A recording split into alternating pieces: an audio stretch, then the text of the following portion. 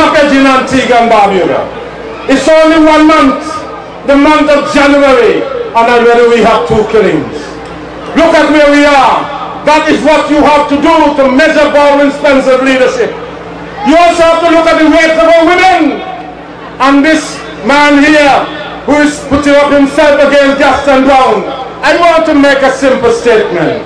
Colin Derrick is no match for Gaston Browne. Colin Derrick is no match for Gaston Browne. And I can tell you clearly, the choice is so simple. The choice is a simple, straightforward one. You have a young man with an intellect, a proven man here in Antigua and Barbuda, not only in the private sector, but in government. And you have Colin Derrick, the Minister of Justice, and not long ago, I think in this very constituency, he said to the people that most of the killings are associated with the drug trade. But let me ask you a question. Look at the logic. If most of the killings are associated with the drug trade, the question then has to be, why has the drug trade increased under Browne16? Why has it? Browne16 then must answer that question. And Colin Derrick stood up and he said the policemen under the Antigua Labour Party only have 4 cellular phones. Well, not only is it a lie, but maybe we didn't need more than 4 cellular phones, because we had a motivated police force that was out there fighting crime.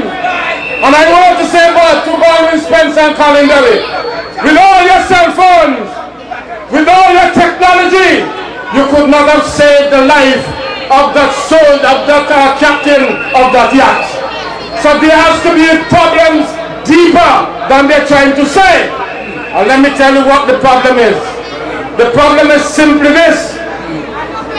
Antigua and Barbuda has elected in 2004 the most incompetent government ever in the history of Antigua and Barbuda. So when Browne16 talk about leadership, he cannot disassociate himself from the conditions of Antigua and Barbuda today. When you look at what's happening in our economy, look at what there has not been a single investment of any note in Antigua and Barbuda. And it's worse now. When you combine the murder of the captain of the yacht, you combine the murder of those 2 British citizens, tourism is in peril. Tourism, the most important industry, is in peril. And they don't have any answers. So we have now in Antigua and Barbuda a situation where the entire nation is hopeless. We do not have hope. You get up in the mornings and you scratch your head. Many of you wonder, where will the next dollar come from to feed your children? Many of you go to the supermarket, and when you push up your cart and you look at the register, you have to tell the lady, stop there, let me take back the rest. No country should be treated that way by any government. You have one solemn obligation, not only to yourself, but let me tell you this, your decision must take into account that what you do today will affect the unborn. There are children that are not yet born that will be affected by your decision. The child in school cannot vote, but you're voting for their future. Those are the situations that we face with. And I'm saying to you tonight, don't take politics to be just another event. You have the opportunity to change things in this country. Yes. You can stand up and say enough is enough. And I want to say to Browne16 tonight, we will not accept your government is going to impoverish the people of Antigua and Barbuda. We are going to reject it. And I want you to tell him, let me hear you say tonight, enough is enough. Do you believe it's time for the Antigua Labour Party to take over? I can see it in your faces. Never before have we been in this condition. You have hopeless situation in your hands. Hopeless. You have been trampled. Let me tell you something. Under the Antigua Labour Party, you could criticize the government and still hold on to your job. People are afraid today to stand up for their rights. They're afraid today to say that they support a political organization. If you do that, you lose your job. Under the Antigua Labour Party, under Lester Browne, even if you're in a position, you get a job and you eat bread in this country. What dear Browne16, who he thinks he is, to take taxpayers' money and discriminate against their own taxpayers? Isn't it an irony that you put money in the treasury, all of you put money in the treasury, but you don't have a right to earn $1 from the very government that you support with your taxes? I say that is wrong, and that must stop. And we are organized as a team in the Antigua Labour Party. All the men are committed. We are committed to the objective and the goal to rescue Antigua and Barbuda. Let me hear you say, are you ready to rescue Antigua and Barbuda? I see it in your faces. And I'm saying I am tired and fed up with what's happening in Antigua and Barbuda. And during the Antigua Labour Party, we used to love, we knew how to respect, and love is what unites. And when you have unity, you have peace. When you have unity, you have peace. Browne16, the divider, cannot be the uniter in Antigua and Barbuda. He has divided this country, and he is not capable of uniting this country. I put it to you that the only salvation of unity we have is the Antigua Labour Party.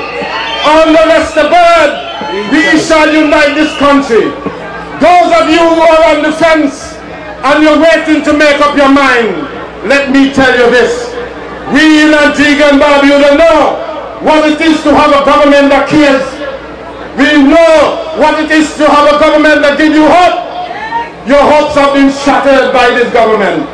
Your rights have been trampled upon.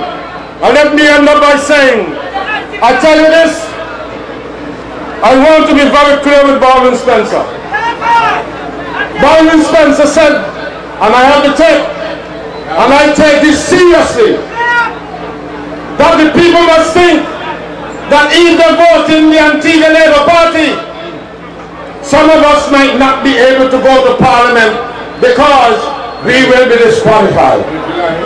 I'll put this paper in my pocket, and I promise Browne16 one thing. When St. Mary's North go to the polls and elect Marvin Joseph to go into Parliament, tell Browne16, keep out of the way. And when you are City West, you go to the polls and you elect Gaston Browne, tell the Browne16 to clear the way. When you are East, you all go to the polls, and you elect the next leader of Antigua Labour Party, Lester Browne, and you elect him to go and lead the Caribbean. And Browne16 thinking about Allah will clear the way.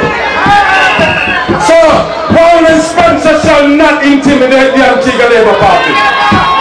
The message should be clear. We shall win this next election. Are you ready to have your representative in Parliament? We can't hear you. Are you ready for the Antigua Labour Party? Well, we hear a little bit now. But the point is this, that Browne is trying to use intimidation.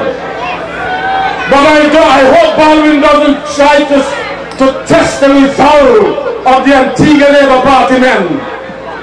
We are functioning as a responsible political organization.